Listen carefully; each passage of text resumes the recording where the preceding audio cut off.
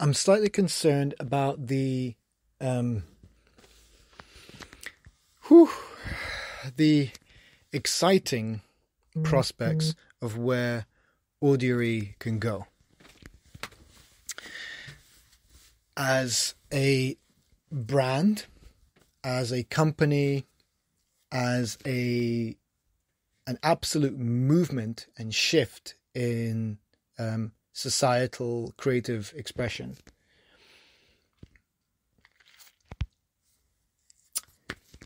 And content creation and money generation on YouTube. It's just monumental. There's that word, potential of this. But it does concern me that it will lead me through a trajectory that means I have to kind of jump on that train, jump on that rocket and ride it to whichever destinations it wants me to go on. And it means that I might have to abandon my dance loves and ideas to become a dance tutor. It might need to put them off for a little bit because it might prioritize. And this is where it gets hard, is because it's like an admission of the different passions that I have, and the different passions having these different lives, these different qualities in themselves. I could look at bachata as being my first love, right? But Audiory is one idea amongst many, to be honest. Resource, higher talk, close form, what others? I mean, all of these like incredible ideas and inspirations, thank you, from a higher self.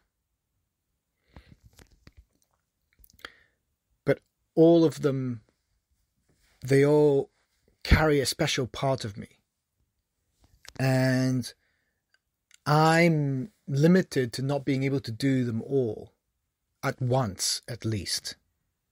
So I have to surrender to the notion that my life can be truly transformative, but I have to surrender certain things. And surrender in it I have already. I have surrendered to my fears. I have surrendered to the uncomfortable and inconvenient parts of myself through self-awareness, through humility, through pushing through my comfort zone. I have already surrendered to this path of everything. It's a strange but beautiful admission to my own personal development and commitment to it. And it's like I've been dabbling in and out, kind of teasing with the notion of going at it full on, committing to myself and my desires and my goddamn potential. I've been flirting in such a coy fashion with investing in this process. And it's that trigger, it's that little lever, that little switch within your very core. It's just this one little switch that you have to flick. It can be seen as a lever as long as a 4-foot pole sticking out of your chest, and you have to crank that, and it's extremely rusty and it's heavy, and you have to crank that in order to finally push it down and move, like flick that lever, right? In order to make a decision, to commit to something. Or it can be as simple as just flicking a light switch. It's an internal maneuver. It's an internal milestone that just flick, I've decided. whatever it is that I've been flirting with, that I've been teasing myself with, that I've been putting myself through shit about, really unmet desires and unmet expectations. It's all of that chatter that's within your head.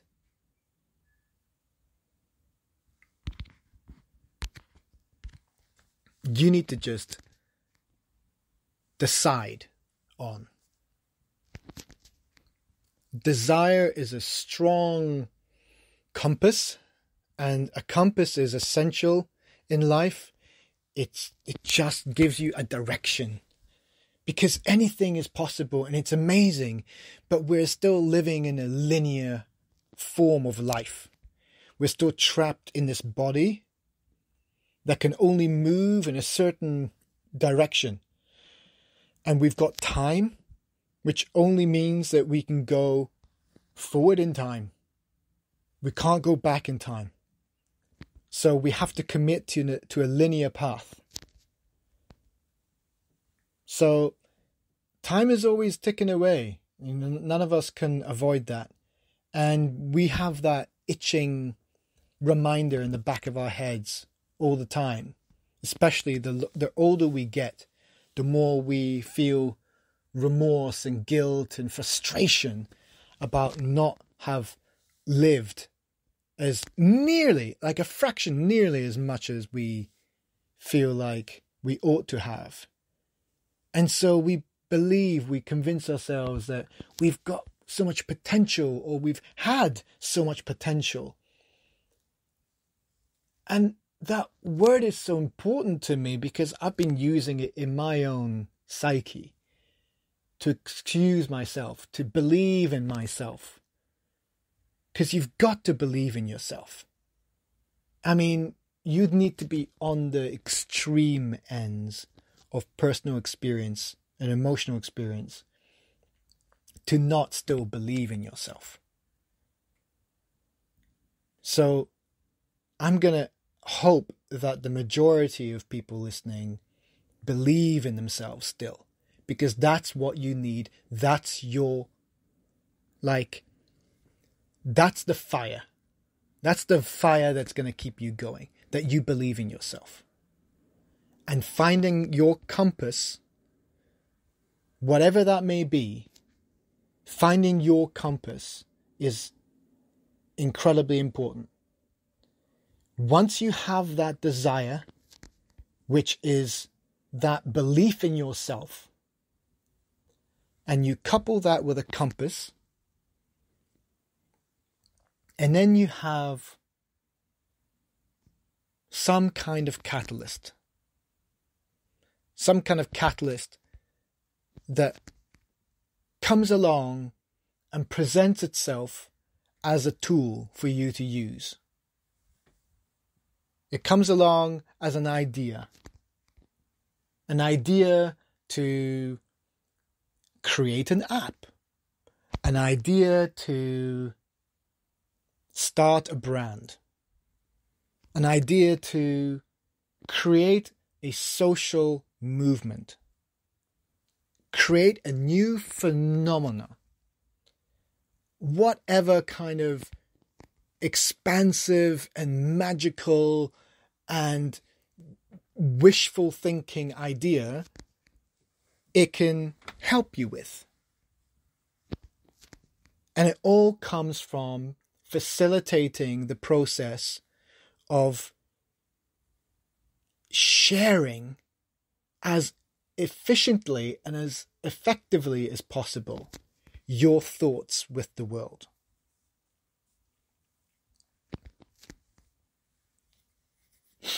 I think that's pretty bloody important.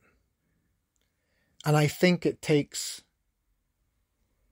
paramount, if that's even the correct way to say that sentence. It takes priority over other loves, other children that I want to bring into the world. And by that I mean my ideas.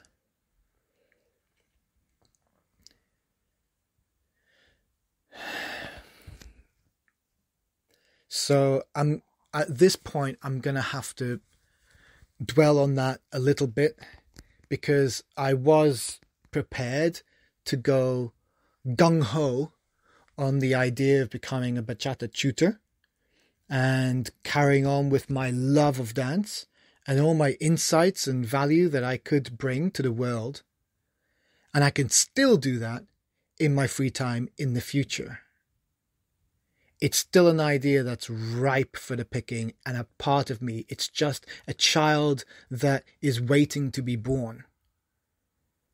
But it can wait, I think. It can wait. A couple years, maybe? It can wait. Because my,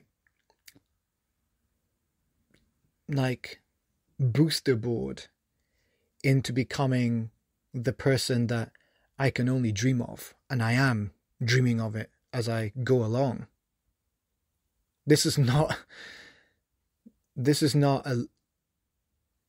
a manifested dream that I've dared to dream before. This is another admission.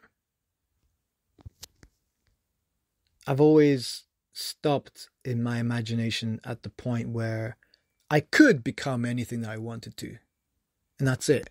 And it's like, yeah, I could. I believe it. I believe in myself. I believe that I could become the greatest individual. But I wouldn't dare venture into the extent of that, because I always want to keep my ego in check. Right? For me, it's a good enough achievement to be able to say, I can do what I put my mind to. I can do what I want to do. That's a grand enough belief. And in order to actuate that, that'll be, that'll be the cherry on the cake. That'll be full circle. That'll be like, see, I just proved it. That'll be absolutely grand. But to be able to facilitate that process in anyone,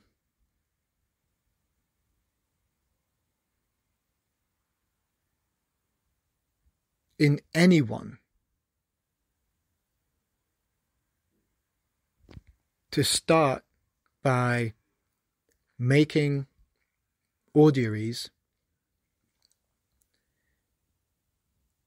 and having AI help them visualize their story, visualize their experience. Something that they could even just not even post online. They could just use this to manifest a story in a visualized format through their own voice. They are writing, they are narrating their own story and their own revelations. So if that's not original, individual, pure, authentic, well, AI generated, it's still a blend between the two. And I think that's something else that we have to try and come to terms with, is that we are actually going to be needing to become one with AI at some point, that trajectory, because we're going to have to intertwine. We're going to have to use AI as a tool. It's an expression of our manifestation. We're able to manifest reality as we wish it. And the trajectory has been to become scientists, to understand everything, to manipulate that kind of matter through science. And we've been in the pursuit of creative expression, to always generate new ideas, to invent, in order to invent new tools and new ways to do things, to expand ourselves, to grow.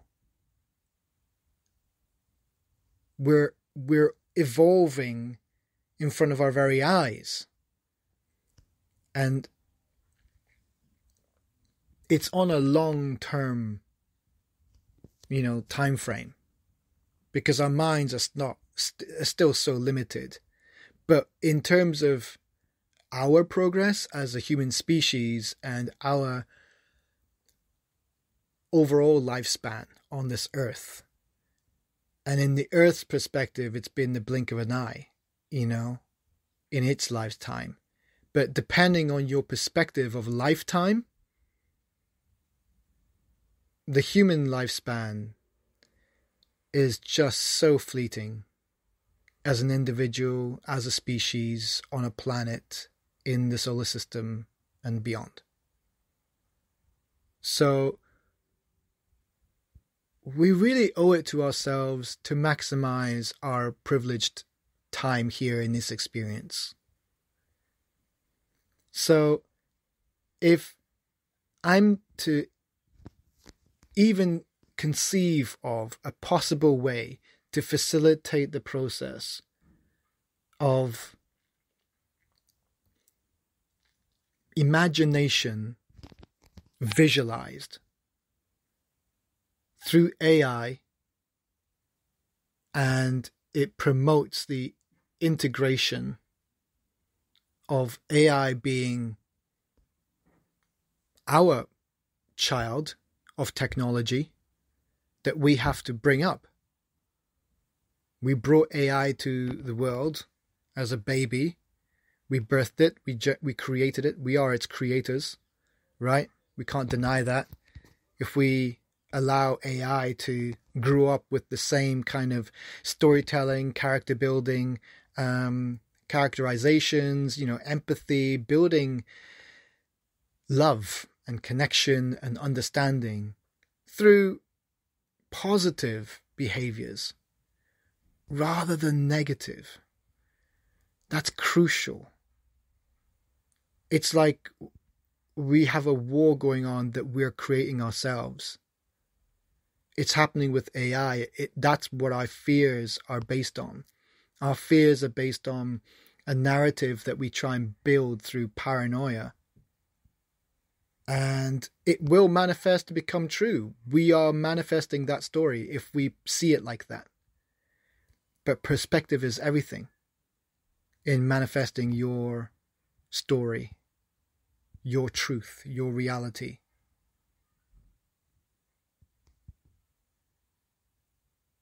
Because I'm even challenging the notion that reality is a shared experience. To a degree, most likely. But also to this entering the phase of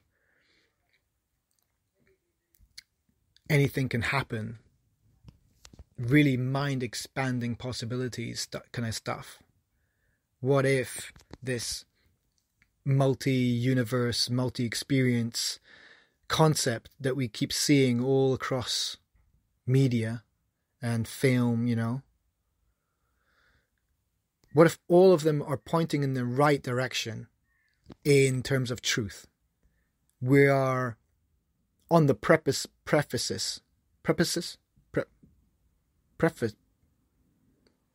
Oh my God.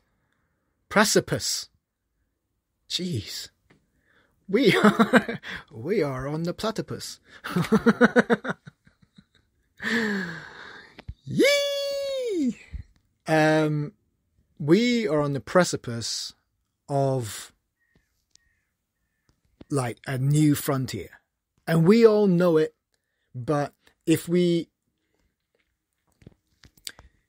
try and resist it as our natural flow of evolution, and we keep raging into the dying of the light, that's some ego shit. And that's some avoidance issue. It's fear-based, and it's lonely, and it's holding on to what ultimately is fleeting.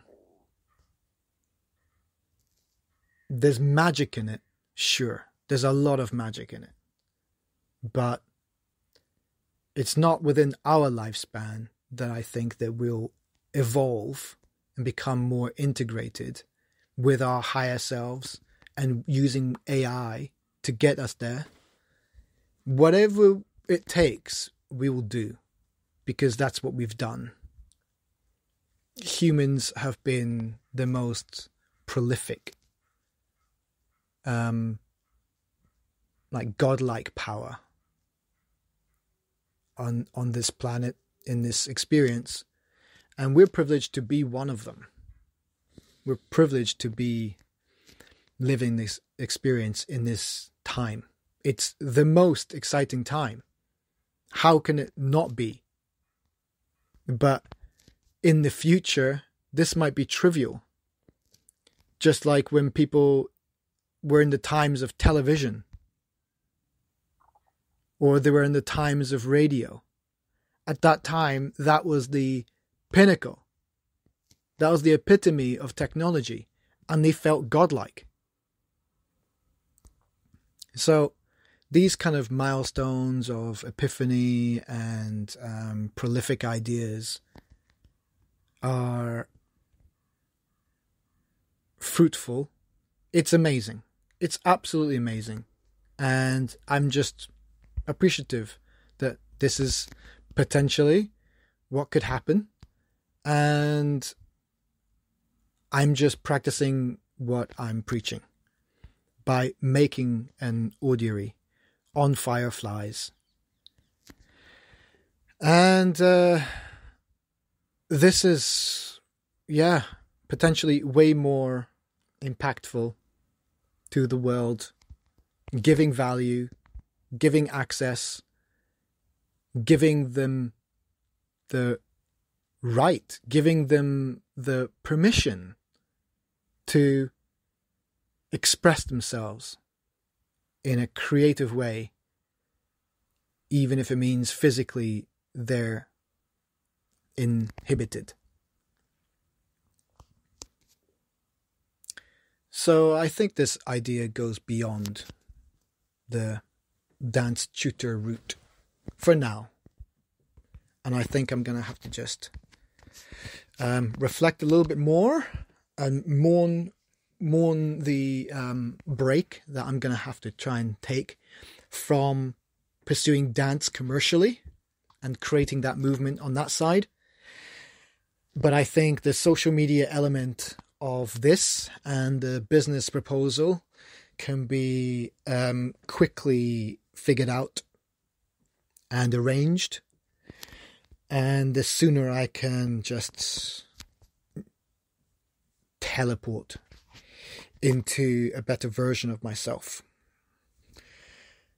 the way I want it to manifest. And you can too. So I'm glad you're on this journey with me. I'm just so stoked that I'm able to make myself happy. Because no one else is, in terms of responsibility. No one else is responsible for your own happiness. And you've got to take it. So follow your passions. Follow the people who inspire your passions. It's not about them. Remember, it's about you. In this ego experience, lean into that. It is all about you. But when you know that and you unlock yourself, ultimately, you're going to give back immeasurable times more than what you put into yourself. But if that's what it takes, then that's what it takes.